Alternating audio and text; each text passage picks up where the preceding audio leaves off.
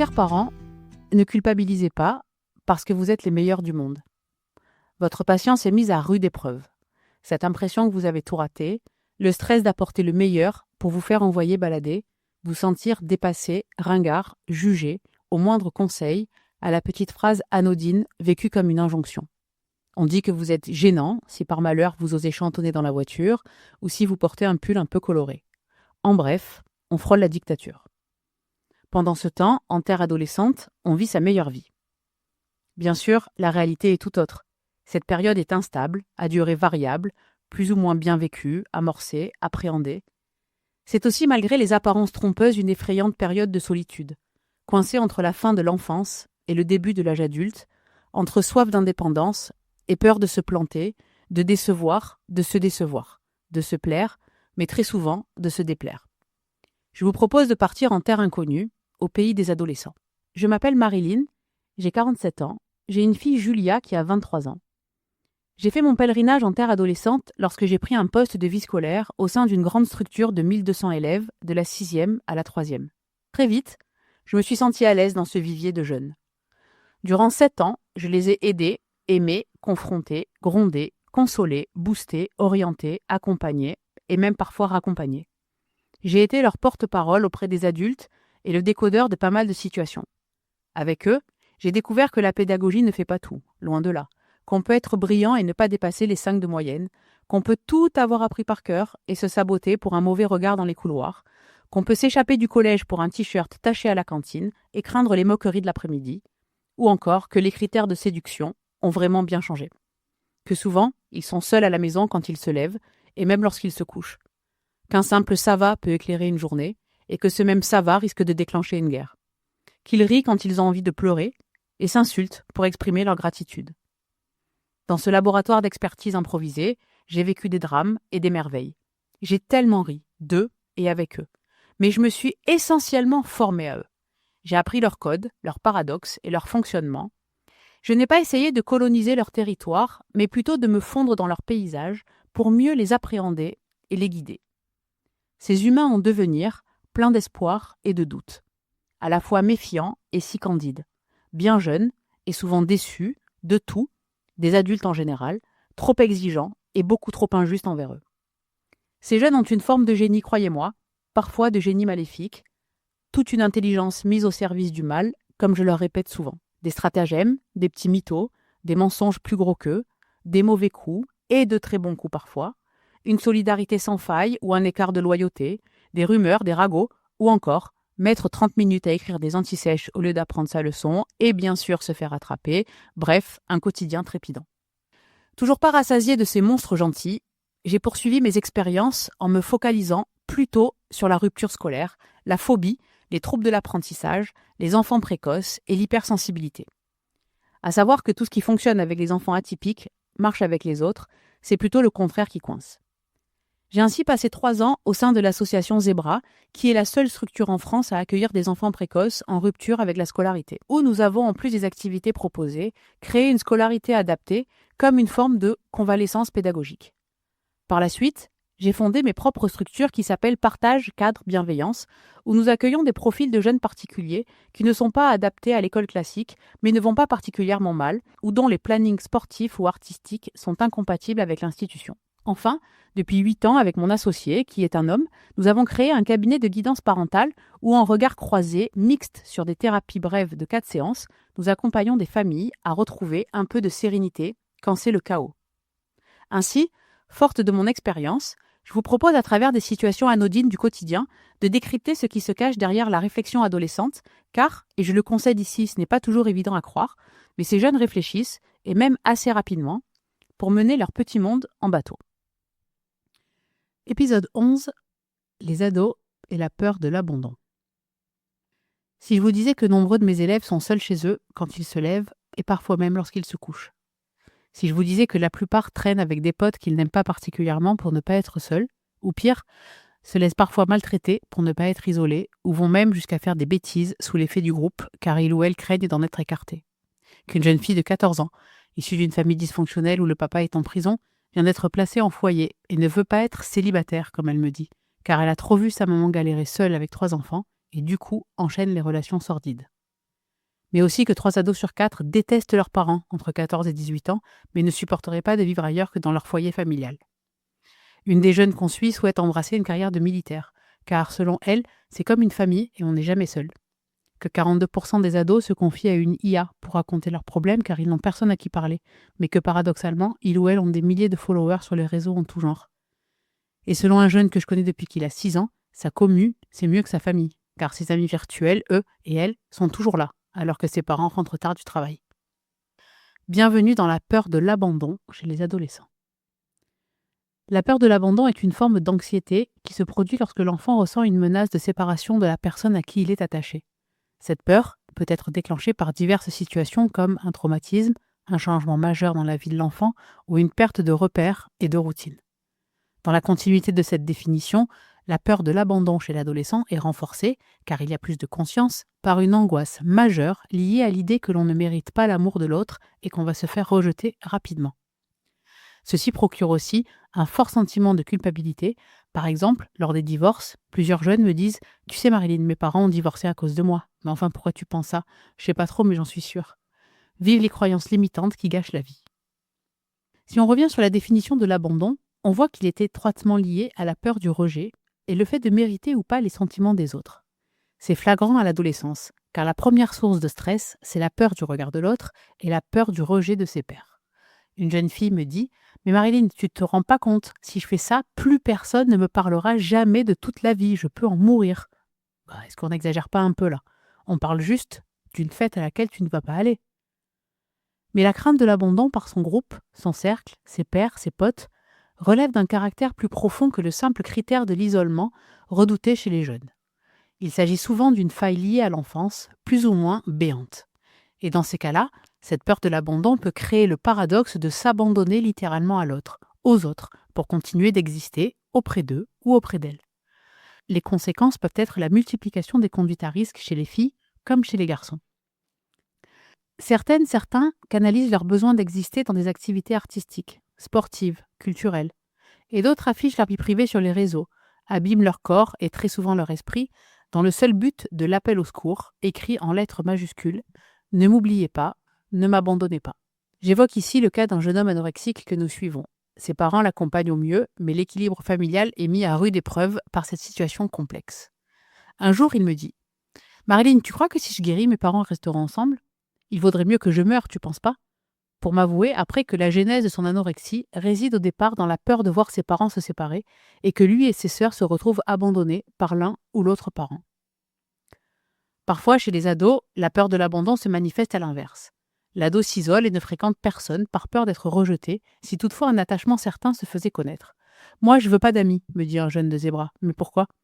Comme ça, si je suis tout seul, personne m'aime, j'aime personne, j'ai pas de problème, parce que les amis, ils partent toujours. » Et c'est reparti pour les croyances. Cet isolement peut même avoir un caractère physique, un look, une coupe de cheveux, une attitude qui peut rebuter l'autre, une espèce de provocation du genre « ne m'approchez pas », signifiant en réalité « surtout n'oubliez pas de me regarder, je vous donne 2-3 indices et au cas où vous auriez envie de passer le cap de me parler, même si je veux pas que vous me parliez, je rêve qu'on soit potes ». J'ai en tête une de mes élèves qui fait le CNED depuis 3 ans avec nous. Au début, elle était presque déguisée lorsqu'elle arrivait en classe. Elle changeait de couleur, de cheveux chaque semaine et ne parlait à personne. Au fil des mois, de la confiance qu'elle a acquise en nous et surtout en elle, elle s'est sentie aimée, je pense. Elle a compris qu'on ne l'abandonnerait pas, qu'on ne la jugerait pas.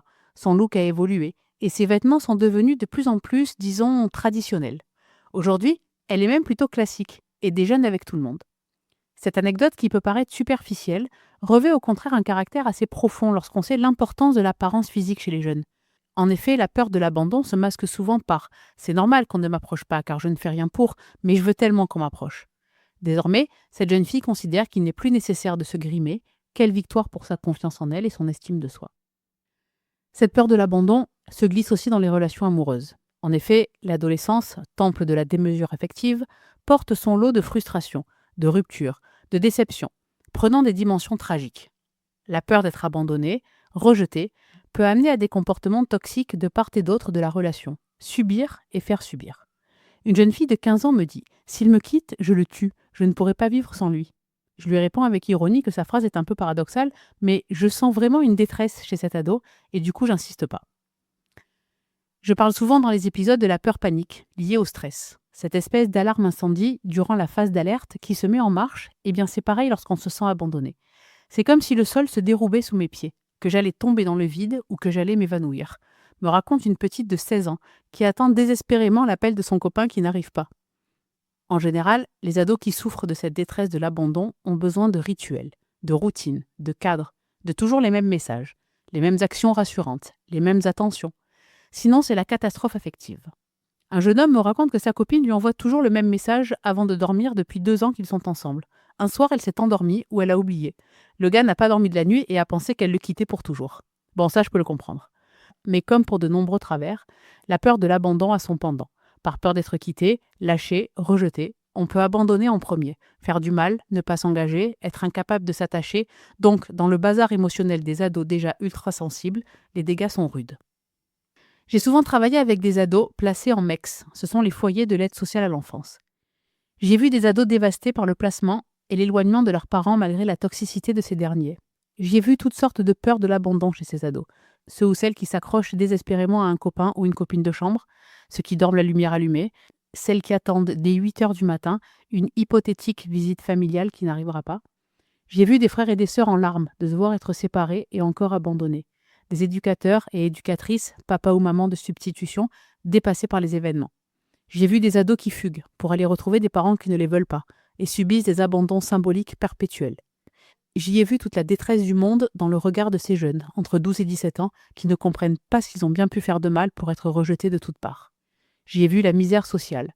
Et j'ai vu des jeunes ados qui frappent, qui cognent, qui rejettent tout à leur tour, qui refusent tout, qui provoquent, qui luttent, qui tapent dans les murs car selon eux, ils ne méritent pas qu'on s'intéresse à nouveau à eux et montrent bien que plus jamais ils ne feront confiance à l'adulte.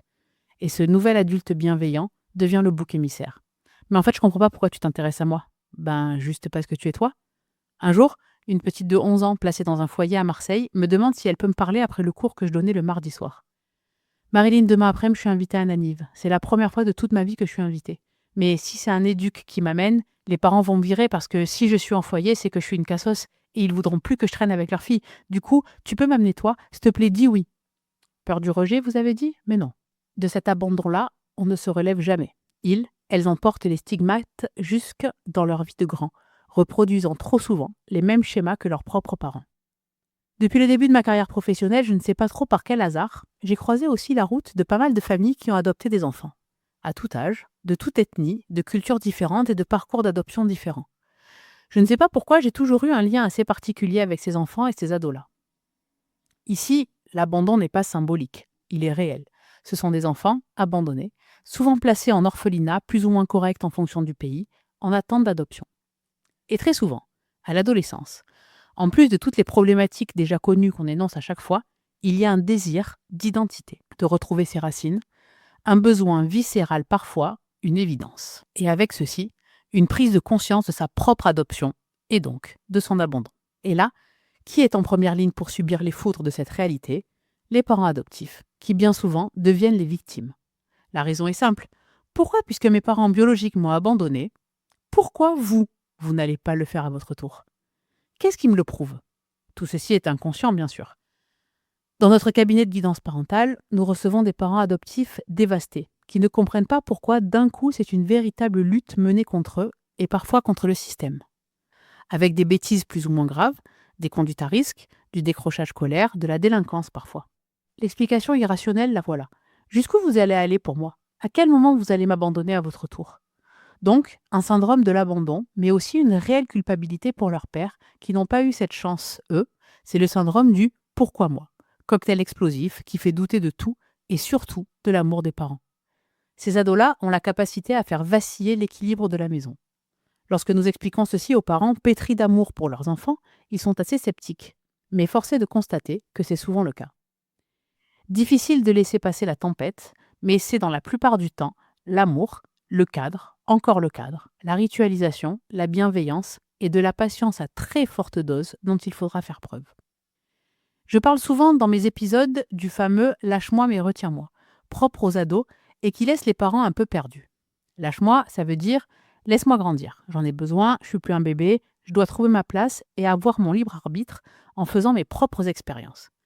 Retiens-moi, c'est Ok, je grandis, mais c'est pas une raison pour plus me calculer, m'aider, m'épauler, me conseiller, mais seulement si je le demande. Me loger et me nourrir, bien évidemment.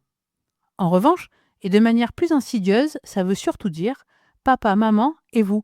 Est-ce que vous êtes prêts à me laisser grandir, à me faire confiance, à me laisser faire mes propres choix? Quelles sont vos attentes me concernant? Et est-ce que ce n'est pas vous qui allez vous sentir abandonné si vous me lâchez complètement? Du coup, on fait un deal. Lâchez-moi, mais je vous autorise à me retenir un peu, pour vous faire plaisir, pour ne pas trop brusquer les choses, pour être encore un peu votre enfant. Regardons plutôt les choses dans ce sens, et vous verrez avec cet angle de vue que dans la plupart des cas, c'est eux ou elles qui ont pris la main. Et chers parents, pour finir, par pitié, arrêtons avec cette menace depuis la nuit des temps de la pension, de l'internat, de l'éloignement.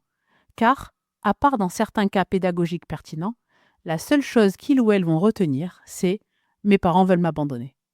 Je vous remercie pour votre écoute et je vous dis à très bientôt.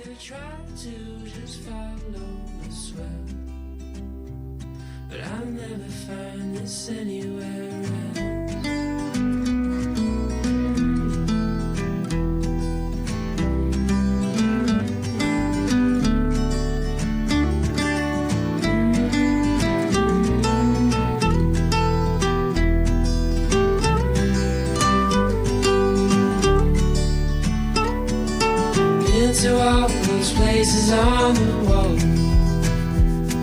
and none come close to this, I'm sure.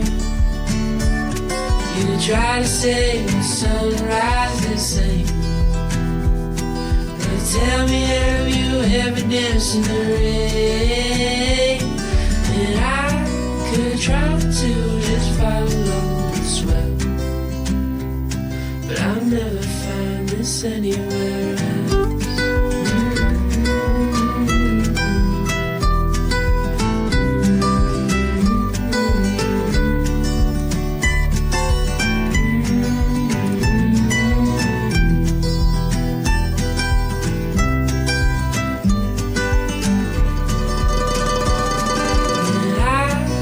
Try to just follow the sweat, but I'll never find this anywhere else.